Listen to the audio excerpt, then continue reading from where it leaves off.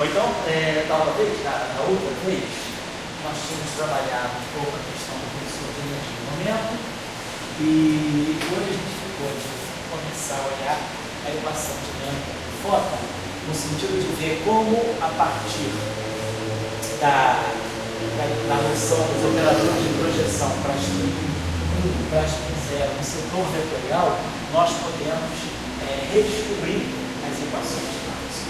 Então, nós estamos trabalhando com essa suposição. Nós temos um campo de natureza vetorial, quadro, um campo quadro vetorial, um espaço Minkowski, e nós já sabemos, então, esse campo aqui, ele vai ter, do ponto de vista das representações do grupo SO3, ele tem uma componente escalar e tem aqui a sua componente vetorial. Do ponto de vista do SO3,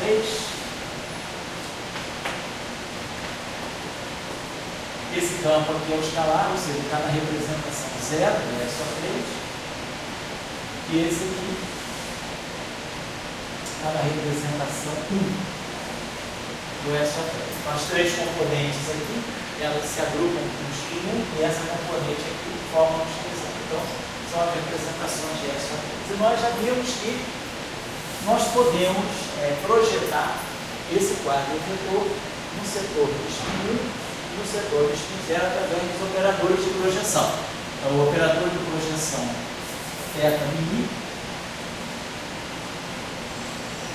ele projeta no setor de spin 1.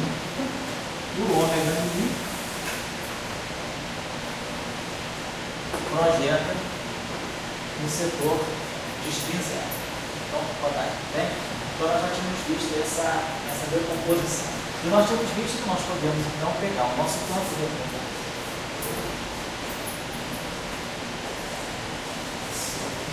Pegar o nosso campo vetorial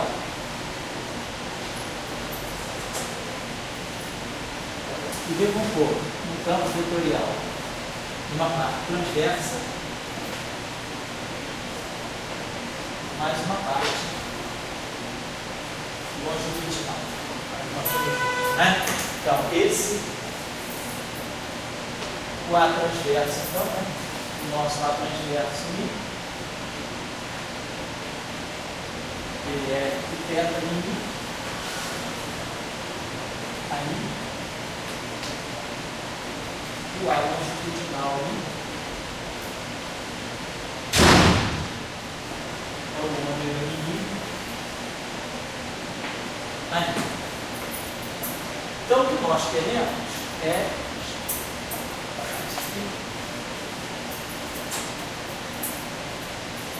o A transverso, o A mini,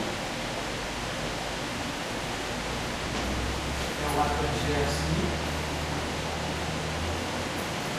mais o A longitudinal.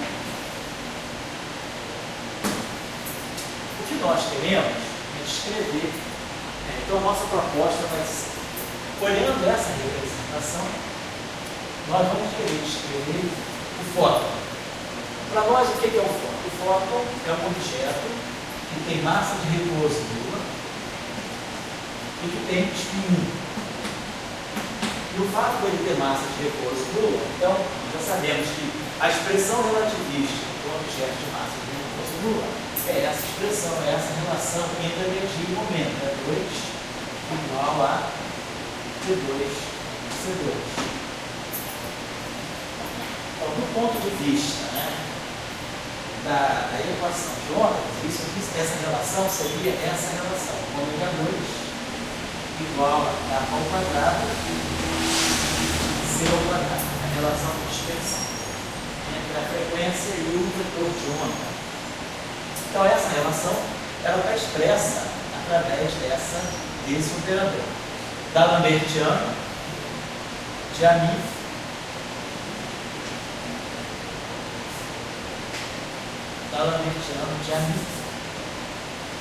igual a 0. Então, isso aqui está descrevendo, nós sabemos, a radiação livre, não tem corrente nenhuma, está livre, a radiação livre com essa relação de dispersão, indicando que esse objeto deve estar descrevendo. fazer a relação de dispersão. Estou querendo partir, a relação de dispersão é essa, porque eu tenho massa nula. Então, se eu tenho massa nula, a relação tem que ser, a relação entre energia e momento é essa, portanto, a relação entre a frequência e o vetor de onda é essa. Então, essa equação está me descrevendo, está me garantindo que o objeto tem a massa nula. Se eu agora... Eu estou com aquele ali, eu sei que ele tem um espinho e um espinho Tem zero. duas componentes. Então, eu sei que ele tem uma felicidade. Então, voltando a ver essa questão do movimento potencial. Sei. Quer dizer, o que a Marx tem ou não tem linha de força? Só tem para campo elétrico e magnético, e não tem para campo potencial. Todo o campo potencial já está dentro. Não, você pode desenhar as linhas de força lá também. Quer dizer, só que você na teoria clássica, né, você está acostumado a dizer que quem você tem é o E e o D. Mas você pode, no caso do exemplo, pegando um solenoide, você pode pegar o campo de um solenoide, né, para você ter um solenoide ideal, infinito, né, que você tem aquele campo magnético interno, né, que é um campo magnético uniforme, que é uniforme é zero. Quer dizer, as linhas de ar, elas estão todas aqui. Você tem linhas de ar dentro e fora. Quer dizer, você pode desenhar as linhas de potencial vetor A dentro e fora. A linha de campo magnético é o campo magnético ao longo, vertical. Você tem o campo magnético, mas você pode desenhar as linhas de campo A, tanto dentro quanto fora.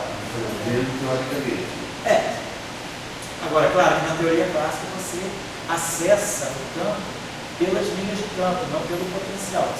Na teoria de Marx ou clássica, você não dá um significado físico direto para o potencial. Né? Você vê que o potencial tem uma importância quando você vai olhar a formulação newtoniana, quando você vai olhar a mecânica clássica, a mecânica quântica, aí o potencial ele tem uma importância. Mas na teoria clássica você olha os campos, mas nada te impede de desenhar as linhas de campo. Você calcula o potencial vetor dentro e fora do solenoide, desenha as linhas de campo circulares. Aí, o campo lá, ele já está com uma felicidade, né? Sim. O campo lá não é no campo subsidiário. Não. Ele tem uma felicidade. No seu discurso aqui, falando no nome de outra coisa. Aqui ele então você pegou ele como primitivo e agora você vai buscar a equação de Marx para ele. Seja isso. Estou usando, para nós já discutimos aqui no curso, em algumas situações, né, que mostram que o fenômeno eletromagnético está diretamente ligado a o E e o D são objetos consequentes, mas o objeto mais fundamental é o potencial. O campo, os potenciais eles são fundamentais. Mesmo que a força de Lorentz só dependa de E e de D, mas a gente sabe que, na verdade, numa formulação, isso é a força, numa formulação newtoniana, numa formulação lagrangiana, que é uma formulação mais fundamental do Newton, quem aparece são os potenciais, não o campo. O Marx, ele botou uma imagem de terra, Sim. e viu aqueles campos que se espalham, né? Aqueles eram os campos magnéticos. Ele estava ali com um magnetismo. Ele estava olhando a força. Estava olhando as linhas de força. Então a força, ela vem do campo E e do campo B. Mas o campo E e o campo B vem, na verdade, dos potenciais. O fundamental são os potenciais. Sabe dizer, aquilo que eu disse, eles têm uma felicidade independente. Então, para nós estamos olhando essa equação aqui. Então, essa equação aqui, ela está descrevendo massa nula. E agora, a questão do spin. Se eu quero dizer que eu estou descrevendo um objeto que tem a massa de repouso nula e que tem um spin 1, então o que eu espero é que esse campo que carrega um puro spin 1, que é a parte transversa, ele satisfaça a essa equação. Então, essa equação ela está me descrevendo justamente objeto de massa de repouso nula e spin 1. Eu já estou separando o spin 1. Nós já aprendemos em aulas anteriores que esse setor aqui carrega o spin 1, que aqui está o rotacional e aqui está a divergência. Quem está aqui é a divergência, portanto é o spin 0. Então, vamos desenvolver essa equação aqui. Então, essa equação aqui para nós já sabemos o que é. Quem é esse objeto? Esse objeto aqui é esse projetor, é o beta mini. Ali, igual a zero.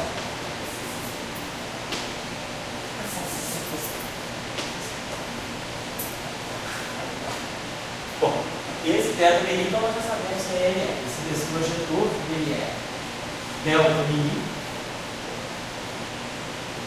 menos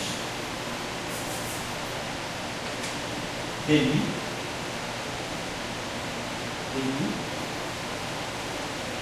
sobre cada vertiano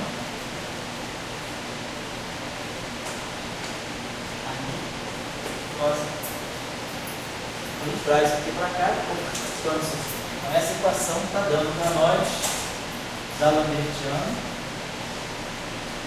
a mi menos dmi a mi igual a zero.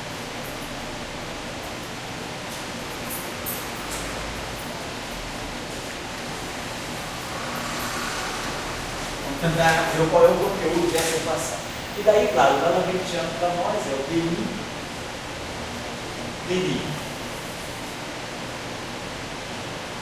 sobre o Lambertiano, a mi.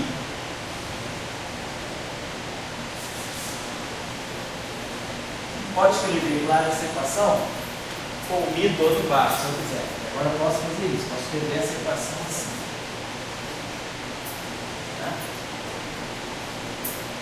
Então, menos dmi.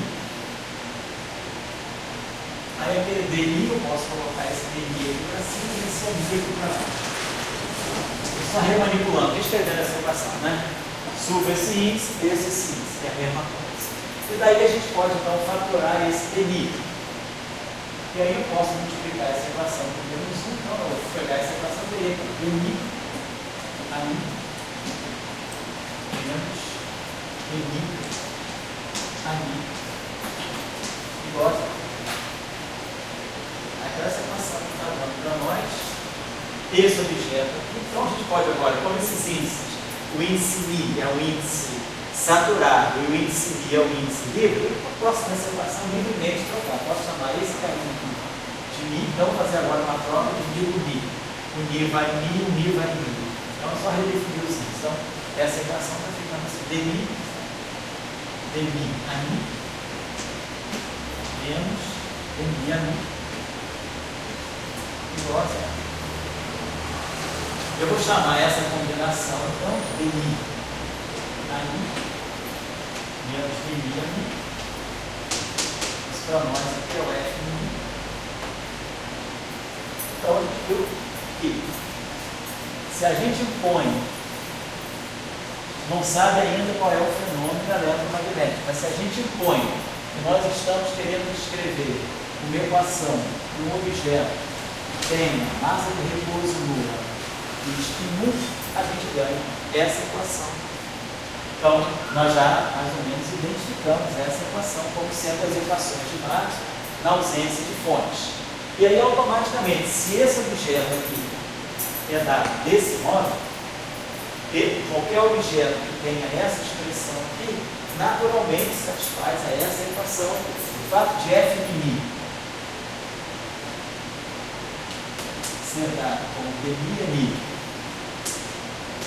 menos dmi a mi. Isso implica que esse objeto satisfaz a essa equação dmi f de kappa mais dmi f kappa mi mais d kappa f mi igual a zero. Ou seja, dmi f de mi igual a zero. Então essa equação aqui também sai como consequência daquela definição. Eu vou lá na casa pegar um negocinho, já volto. Já? Pode desligar, gente.